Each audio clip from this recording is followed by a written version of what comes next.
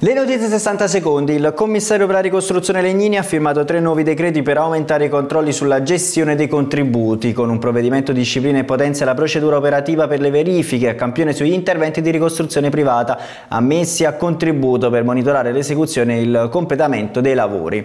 L'intelligenza artificiale è una grande risorsa, sarà una buona occasione per i lavoratori del settore alberghiero. Lo ha commentato il presidente isolano di Federalberghi, Luca D'Ambra, intervenuto alla presentazione del progetto di innovazione e intelligenza artificiale in hotel.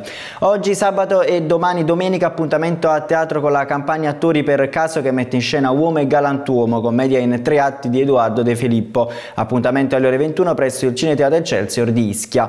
Isolani oggi in campo al Calise, scontro da Real Furia e Sant'Anastasia. Il nuovo Barano di Biagio Lubrano fa visita alla Viribus Unitis. Calcio a 5 Pomeo ospita lo Sporting Casoria Futsal. Prossimo appuntamento questa sera alle 20.